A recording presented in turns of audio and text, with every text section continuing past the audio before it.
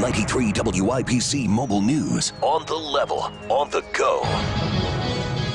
They're trying to figure out why it happened. With your Alexa Flash Briefing, I'm John Herrick. 3 people stabbed on Indy's west side at an apartment complex just before 10 Monday night. It happened on Portsmouth Avenue, which is west of Lyndhurst Drive, in between West 10th and 16th Streets. IMPD officer Janae Cook says one woman was found stabbed to death. They had located 2 more people with injuries consistent of stab wounds.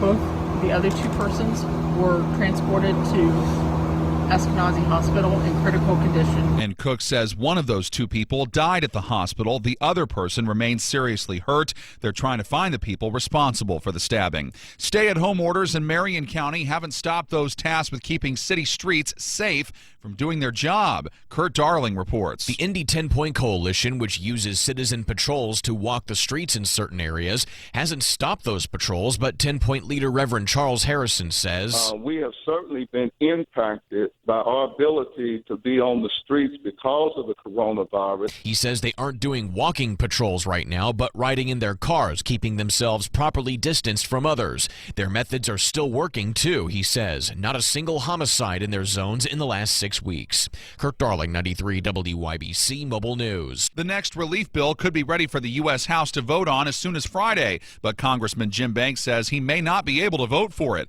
Chris Davis explains. Banks says he will not vote for any bill that is full of earmarks and bailouts for blue states that have been mismanaged.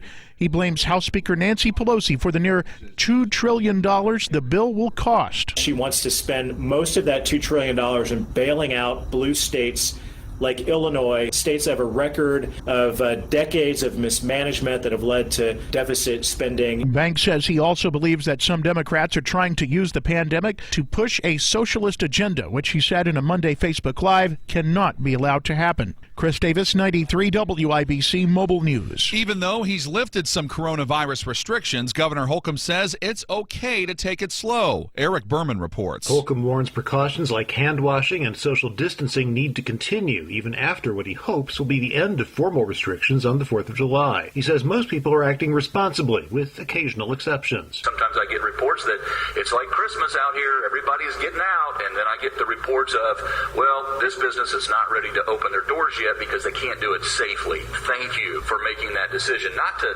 not reopen, but to do it on a safe timeline. The state issued its first cease and desist order last week to a Benton County business which was defying the state's shutdown order. Eric Berman, 93 WIBC Mobile News. Parents are avoiding taking their kids to the doctor and getting them vaccinated because of fear of the coronavirus, says Dr. Tony Giaquinta with the Indiana chapter of the American Academy of Pediatrics. As our younger children decrease their immunizations, then that does introduce an opportunity for these vaccine preventative diseases to reemerge. He says avoiding vaccinations could cause an outbreak of measles or some kinds of meningitis. The CEO of Indianapolis-based Republic Airways, Brian Bedford, says the pandemic will likely delay the industry's development for a year or 2, but I believe in America. I believe that consumers who desire to travel and gain experiences both domestically and globally. Bedford tells Inside Indiana Business as the governor continues to lift restrictions, Republic's Leadership In-Flight Training Academy will reopen,